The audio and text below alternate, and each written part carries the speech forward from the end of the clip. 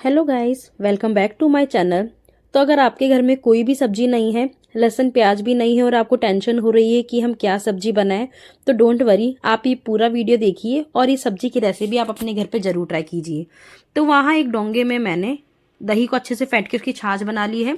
फिर मैंने यहाँ एक थाली में 1 कप बेसन लिया है, उसमें मैंने हल्दी, मिर्ची, नमक, थोड़ा सा गरम मसाला, हींग डाल ली है और फिर अजवाइन को हाथों से इस तरह से मसल कर डाल दिया है।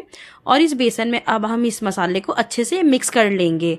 अच्छे से मिक्स करने के बाद इस मसाले में हम बिल्कुल हल्का हल्का पानी मिलाते हुए मिक्स करेंगे।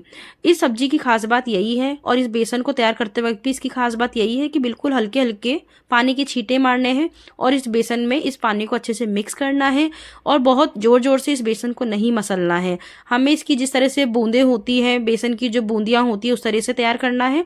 तो हल्का हल्का पानी मिलाते हुए हम बेसन को तैयार कर लेंगे और हल्का हल्का छींटा मारना है।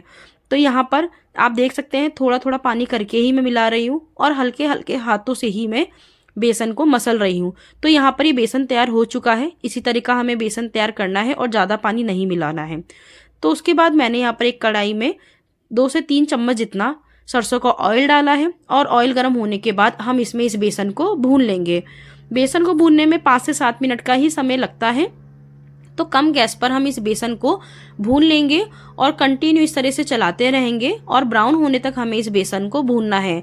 जैसे जैसे ये बेसन भुन जाएगा आपको इसकी खुशबू भी आने लगेगी और इस प्रोसेस को करने में मुश्किल से 5 से 6 मिनट ही लगते हैं। गैस को आपको कम ही रखनी है। तो जब ये बेसन ब्राउन हो जाएगा तो उसे हम निकाल लेंगे। तो आप देख सकते हैं अब ये बेसन हम यहाँ पर ब्राउन होने लग गया है तो और ये भुन भी गया है अच्छे से। तो इसे मैं वापस से एक अलग बर्तन में निकाल लूँगी।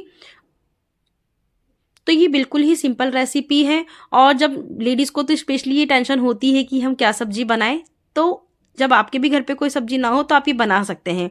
बेसन को निकाल लिया है मैंने, उसके बाद हल्दी, धनिया, मिर्च और नमक मिलाकर एक मसाले का घोल तैयार कर लिया है। मसाले आप अपने अकॉर्डिंग कम ज़्यादा कर सकते हैं। तो उसके बाद वापस से मैंने कढ़ाई में 2 से 3 चम्मच सरसों का ऑयल डाला है, 1 चम्मच जीरा डाला है और ये जो मसाले का घोल तैयार करा था वो डाल दिया है और इसे हम तेल के ऊपर आने तक भून लेंगे।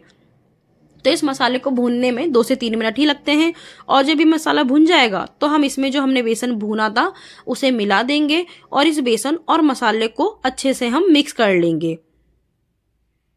और जब ये बेसन और मसाला अच्छे से मिक्स हो जाएगा तो हमने जो दही की छाछ बना के रखी थी वो इसमें धीरे धीरे डाल देंगे और फिर इस तरह से चलाते रहेंगे ताकि लम्स ना बने। मैंने तो यहाँ पे दही लिया था 300 ग्राम, उसमें पानी मिला के छाछ तैयार कर ली थी। आप चाहें तो इसमें जो छाछ के पैकेट आते हैं, छाछ होती है, वो भी डाल सकते हैं। तो इसे हम कंटिन्यू चलाते रहेंगे और उबाल आने तक इसी तरह से इसे हिलाते रहेंगे, ठीक उसी तरह से जिस तरह से हम कढ़ी को पकाते हैं।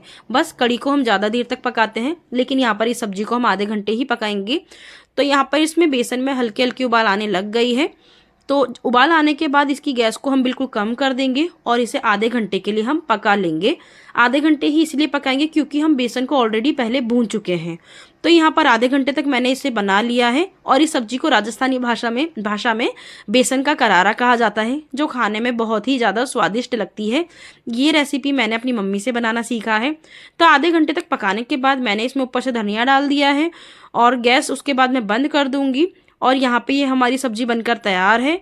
इसे मैंने कटोरी में निकाल लिया है और ये थी राजस्थानी बेसन के करारे की सब्जी। Thank you so much for watching. Keep supporting me. Bye bye.